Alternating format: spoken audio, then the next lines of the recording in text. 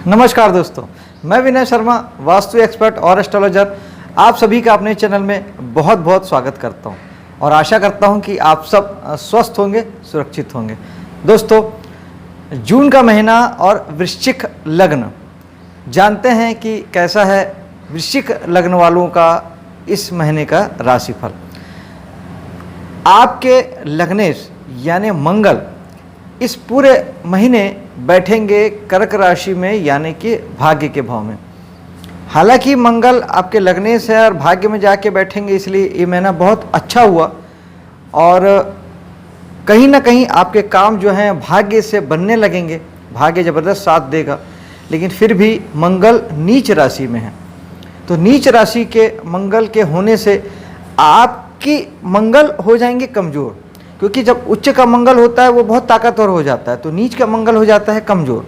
तो मंगल से मिलने वाली जो आपकी ऊर्जा है, जो आपका जो एक्शन है, जो आपका साहस है, वो कहीं थोड़ा सा ज़रूर कम हो जाएगा। उस बात को आप महसूस कर सकते हैं। भाग्य अपनी जगह है, भाग्य साथ देगा। धर्म कर्म के कामों में आप आगे बढ़ चढ़ के हिस्सा लेंगे, धार्मिक आयोजन में आप हिस्सा लेंगे, उच्च शिक्षा से भी आप जुड़ेंगे और अच्छा खासा आप हायर एजुकेशन से जुड़ के कोई या तो विदेश पढ़ने के लिए आप अगर जाना चाहते हैं तो उसके लिए भूमिका बन सकती है आपकी, या आप खुद स्वयं पढ़ाते हैं या किसी ऐसे संस्थान से आप जुड़े हैं जो हायर एजुकेशन देती है, तो निश्चित ही वहाँ पे आपकी भाग्य आपका साथ देगा और आप काफ़ी अच्छे ढंग से वहाँ पे लिए जाएंगे, आपका वज़न बढ़ेगा, एक्शन ओरिएंटेड आप रहेंगे। बस उसी मंगल कि अगर आप थोड़ा सा इस महीने अगर आप हनुमान जी की साधना अगर आप कर लेते हैं, घर से निकलते समय आप हनुमान चालीसा या बजरंग बाण का पाठ करके निकलें, तो आपका दिन बेहतर जाएगा। आगे चलते हैं धन भाव की ओर। आपके धन भाव के स्वामी हैं बृहस्पति। वैसे तो बृहस्पति स्वयं नैसर्गिक भाग्य के कारक ग्रह हैं, यानी एक बात तो आपके साथ जुड़ ही गई कि धन आपको हमेशा भाग्य से आएगा। आप कुछ करें या ना करें, ज़िंदगी आपकी चलेगी ही चलेगी, क्योंकि बृहस्पति या गुरु नैसर्गिक भाग्य के, किस्मत के, डिवाइन ब्लेसिंग्स के, ईश्वरी मदद के कारक ग्रह। अब बृहस्पति जाके आपके बैठे हैं मेष राशि में, यानी छठे भाव में। छठे भाव में बृहस्पति का बैठना ये बताता है कि पैसा आपको छठे भाव से आएगा। छठा भाव होता है हमारे नौकरी का, सर्विस सेक्टर का। जो लोग भी अपना किसी प्रकार से सर्विस देते हैं, इंजीनियर, डॉक्टर, वकील की तरह कंसल्टेंसी आप देते हैं, या फिर आप किसी भी प्रकार से आप अपना सर्विस देते हैं, चाहे आप एसी बना के, गाड़ी बना के, टीवी बना के, या किसी भी प्रकार के आप राजमिस्त्री के तौर पर, प्लम्बर के तौर पर, बिजली मैकेनिक के तौर पर आप अपनी सेवाएं देते हैं, उसे हम छठे भाव से देखते हैं। तो यहाँ पर बृहस्पति इन सारी चीज़ों से आपको धन की प्राप्ति आपको कराएंगे, तो पराक्रम तो आपका बढ़ेगा और बढ़ना चाहिए भी, क्योंकि शनि जहाँ से जुड़ते हैं, शनि बस एक ही चीज़ चाहते हैं कि आप उस चीज़ों को मेहनत से करें, अनुशासित होकर करें। तो खूब मेहनत कीजिए, खुद पराक्रम कीजिए, खूब साहस कीजिए, निश्चित ही आपके लिए चीज़ें बहुत अच्छी बन जाएगी। और अभी इस समय आपका जो पराक्रम है, जो साहस है, जो एफर्ट है, वो आप लगाएंगे मकान के लिए, वाहन के लिए, घर के सुख साधन के लिए। इस दिशा में आप ज़्यादा सोचेंगे। और जब शनि स्वयं, हम अगर चौथे भाव में चलें, तो शनि वहाँ पर स्वराशि के होके, कुंभ राशि उनकी खुद की राशि है, मूल त्रिकोण राशि है, उसके होके वो चौथे भाव में शनि बैठे हैं। चौथे भाव के शनि भाव को आपके बलवान करेंगे। शनि जहाँ बैठते हैं वहाँ उस भाव को बलवान करते हैं, स्वयं भी बलवान हो जाएंगे, स्वराशि में हैं इसलिए। लेकिन आपको कहीं ना कहीं शनि का एक मूल मंत्र याद कर लीजिए कि मेहनत और अनुशासन। चौथे भाव की चीज़ें निश्चित तौर पर आपके लिए प्रबलता से वो देंगे, उस भाव को मजबूती देंगे। वाहन आपको प्राप्त होगा, मकान स्थिर रूप से आपको प्राप्त होगा, या आपसे कोई ले नहीं सकेगा, आपसे वो बिल्कुल स्ट्रांगली आपके साथ अगले 2-2.5 सालों तक आपका मकान, आपका वाहन, घर का सुख शांति सब जुड़े रहेंगे। लेकिन बेसिकली शनि तो शनि है, तो इतना है कि आप इन चीज़ों को लेके आप अनुशासित भी रहिएगा और मेहनत भी कीजिएगा। इसे यूं ही छोड़िएगा मत। मकान को लेके, वाहन को लेके, घर के सुख शांति को लेके, निजी परिवार को लेके आप बहुत मतलब आपको ध्यान देना है। एक प्रकार से आपको डिवोटेड रहना है, आपको उसके प्रति समर्पित रहना है, तब जाके आपको ये सारी चीज़ें बहुत अच्छे ढंग से मिल पाएगी। पंचम भाव में चलते हैं। पंचम भाव के स्वामी बृहस्पति हैं, जो कि छठे भाव में बैठे हैं। पंचम भाव के स्वामी का छठे में बैठना थोड़ा ठीक नहीं है, क्योंकि छठा भाव हमारा उतना अच्छा नहीं होता है। छठा भाव प्रॉब्लम्स देता है, ऋण रोग शत्रु का भाव है, और कहीं ना कहीं हमें वाद विवाद और लड़ाई झगड़े की ओर भी लेके जाता है। तो संतान से आपके मन मुटाव हो सकते हैं, किसी बात को लेके वाद विवाद हो सकता है।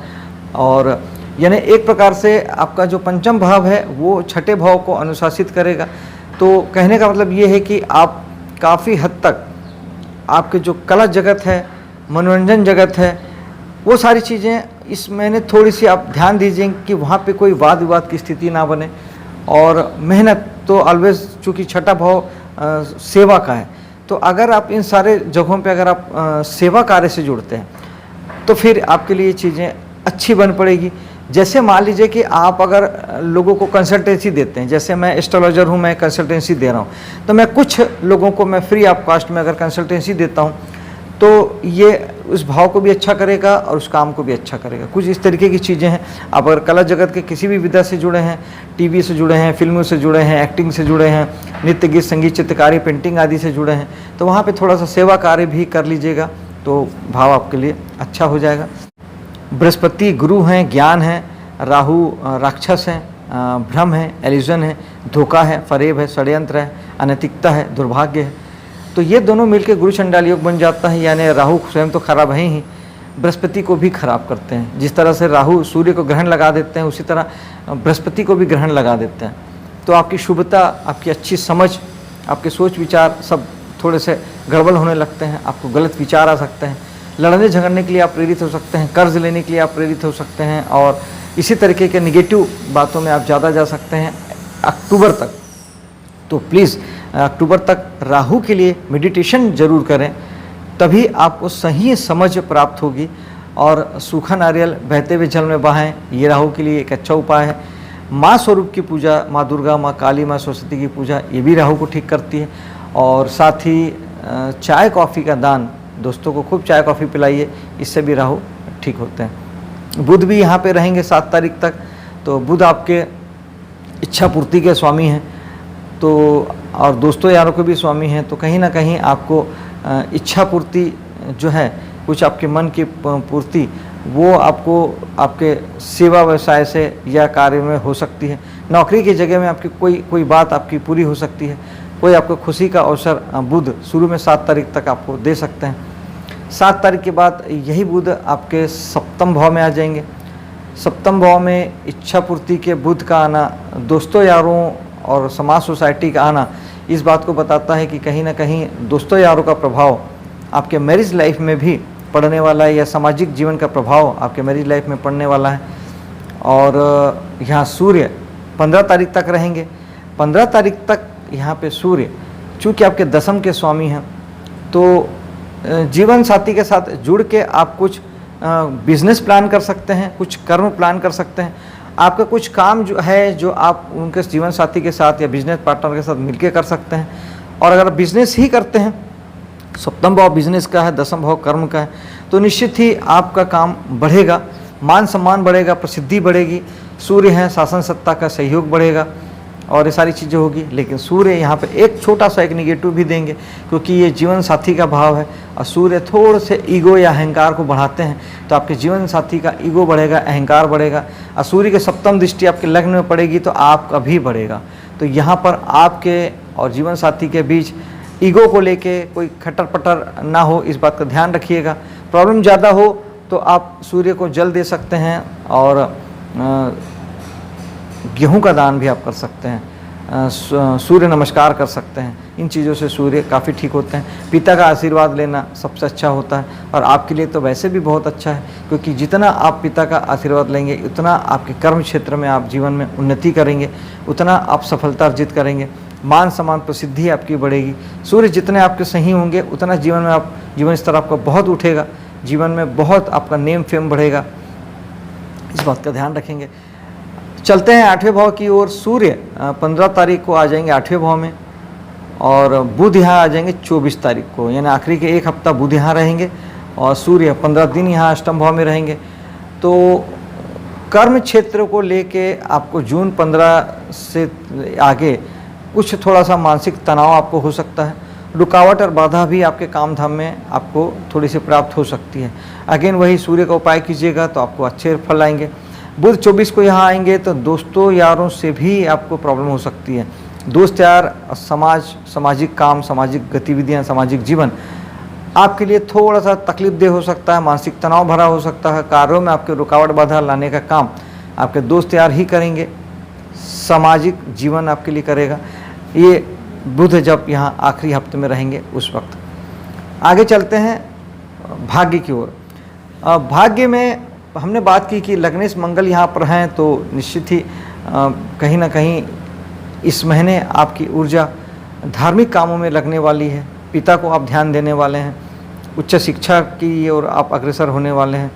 और चूँकि यहाँ पर शुक्र भी हैं पूरे महीने, और शुक्र जो हैं वो आपके सप्तमेश हैं, तो सप्तमेश का भाग्य में बैठना यानी इस महीने कहीं ना कहीं आपका जीवन साथी आपके आस्था को प्रभावित करने वाला है, आपकी धार्मिकता को, आपके संस्कार को, आपके जो भी सिद्धांत हैं, आपके जीवन के प्रति जो भी आपके धर्म को लेके आपके जो भी संस्कार हैं, उसको कहीं ना कहीं जीवन साथी इस पूरे महीने प्रभावित करेगा, या उनके माध्यम से आप कुछ डिसीजन लेंगे। आपका हायर एजुकेशन भी आपके जीवन साथी से प्रभावित रहेगा। जीवन साथी के लिए ये महीना बहुत अच्छा रहेगा, क्योंकि जीवन साथी यानी का सप्तमे सूर्य शुक्र आपके भाग्य में है, यानी उनके लिए ये महीना भाग्यशाली है और भाग्य उनका भरपूर साथ देगा जीवन के सभी डोमेन में। लेकिन आप इस बात का थोड़ा ध्यान रखेंगे। और शुक्र मंगल की युति भी है, तो विपरीत लिंग के प्रति एक आकर्षण सा भी इस महीने में बना हुआ रहेगा, जो कि अगर दायरे में हो, नियमबद्ध हो, संस्कारों के सीमाओं में हो तो कहीं प्रॉब्लम नहीं होता। आगे चलते हैं दसम भाव की ओर। दसम भाव के स्वामी सूर्य की हमने बात कर ली है कि 15 दिन सप्तम में और 15 दिन अष्टम में, 15 दिन आपके अच्छे रहेंगे और नेक्स्ट 15 दिन आपको थोड़े से तकलीफ भरे हो सकते हैं। एकादश भाव के स्वामी बुध की हमने बात कर ली। अब आते हैं 12वें भाव की ओर। 12वें भाव में केतु विराजमान है। ये एक प्रकार से अच्छा है और एक प्रकार से बुरा। अच्छा उन लोगों के लिए है जो 12वें भाव का कोई काम नहीं करते हैं, तो उनके लिए ये अच्छा है, क्योंकि आपके ये खर्चों में कमी लाएंगे, आपके नुकसान में, आपके कष्ट में, लोगों से अलगाव में, चीज़ों के छूटने में, ब्रेक होने में, हर प्रकार के जो चीज़ों का जो नष्ट होना है या हमसे छूटना है, अलग होना है, या हानि का जो भाव है, खर्च का जो भाव है, वो 12वां भाव है, उसमें केतु कमी लाएंगे, क्योंकि केतु चीज़ों से विरक्ति देते हैं। आप उन चीज़ों के प्रति न्यूट्रल रहेंगे, आपको कुछ चीज़ें प्रभावित ही नहीं करेगी, ना खर्च प्रभावित करेगा, ना खर्च के लिए आप अग्रसर होंगे। लेकिन जो लोग 12 भाव के काम करते हैं, जो विदेश से जुड़ के काम कर रहे हैं, किसी प्रकार से विदेश से अर्निंग करते हैं या कुछ इस तरह से चीज़ों से जुड़े हैं, कमीशन से, दलाली से, आपकी कोई यूनिट वहाँ लगी है, ये यहाँ रह के आप किसी भी प्रकार से विदेश से अर्निंग करते हैं, उस स्थिति में आपको थोड़ी सी तकलीफ़ हो सकती है, आपको उतने अच्छे रिजल्ट नहीं आएंगे उन लोगों के लिए, और आपको काम छोड़ने का मन करेगा, आप कामों में परिवर्तन लाने की सोचेंगे। तो ज़रूरी है केतु का उपाय, गणेश जी की साधना कीजिएगा, मेडिटेशन कीजिएगा, खट्टे मीठे फल का दान कीजिएगा, चेक प्रिंट के कपड़े दान में दीजिएगा। ये केतु को बहुत हद तक ठीक करेंगे।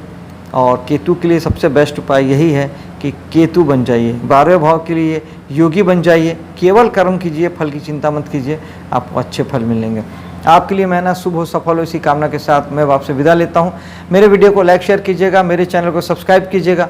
मिलता हूँ आपसे अगले वीडियो में, तब तक के लिए जय हिंद।